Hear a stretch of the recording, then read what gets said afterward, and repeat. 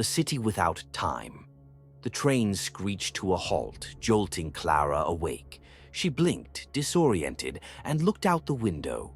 The station was eerily quiet, bathed in a pale golden light that didn't seem to come from the sun.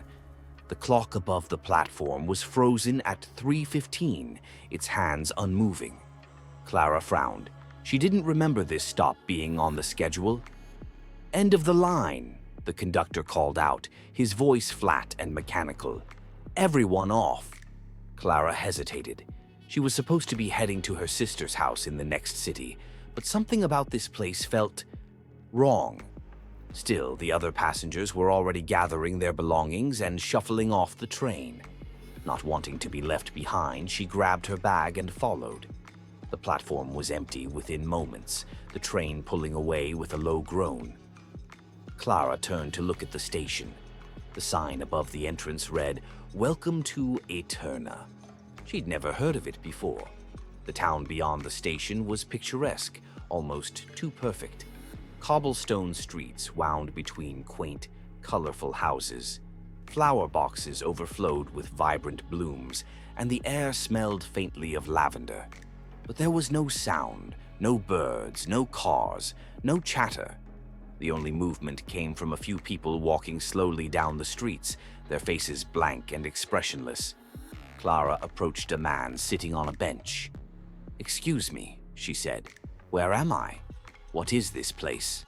The man looked up at her, his eyes dull and unfocused. "Aeterna," he said simply. "The city without time." "What does that mean?" Clara asked, but the man had already turned away, staring into the distance as if she wasn't there.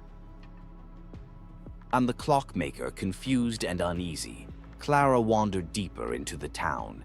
Every clock she passed, on shop walls, in windows, on church towers, was frozen at 3:15. She checked her phone, but the screen was blank, refusing to turn on. Her watch had stopped too. She finally found a small cafe and stepped inside, hoping to find someone who could explain what was going on. The cafe was empty, except for an old woman behind the counter, polishing a teacup. The woman looked up as Clara entered, her eyes sharp and knowing. "You're new," the woman said, her voice low and gravelly. "Yes," Clara replied. I don't know how I got here. What is this place?"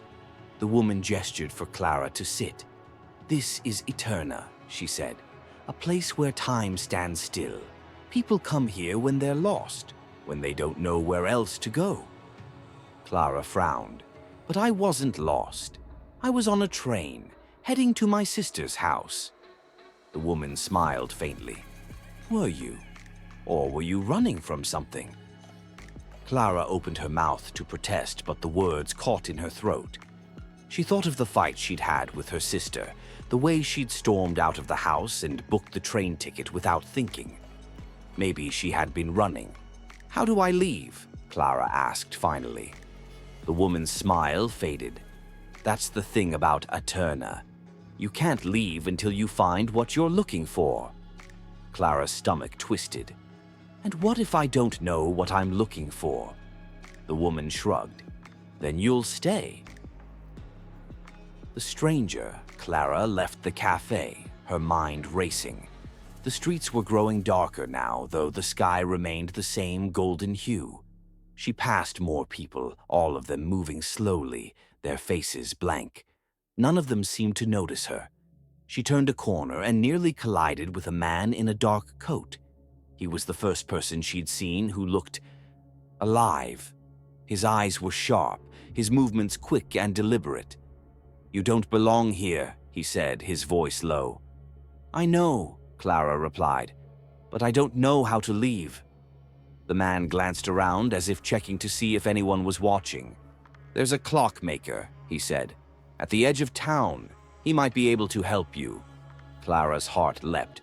"Where can I find him?" The man pointed down a narrow alley. "Follow that path. But be careful. The people here don't like it when someone tries to leave." Before Clara could ask what he meant, the man disappeared into the shadows. The clockmaker's workshop. The alley led to a small, crumbling building on the outskirts of town. A sign above the door read, Horace's Clocks. Clara pushed the door open and stepped inside. The workshop was cluttered with gears, springs, and half-finished clocks. In the center of the room stood an old man with wild white hair, hunched over a workbench. He didn't look up as Clara entered. "Are you the clockmaker?" she asked. The man nodded. "I am, and you're here because you want to leave." "Yes," Clara said. "Can you help me?"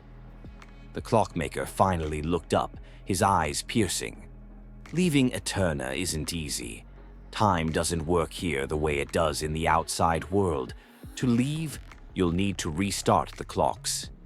"How do I do that?" Clara asked. The clockmaker gestured to a massive clock on the wall, its hands frozen at 3:15. "This is the heart of Aeterna. If you can restart it, time will flow again, and you'll be free to go." Clara approached the clock, her hands trembling. "What do I have to do?" The clockmaker handed her a small, intricate key. "Turn this in the mechanism, but be warned, once time starts again, everything here will change. The people, the town, even you." Clara hesitated. "What do you mean?" The clockmaker's expression was unreadable.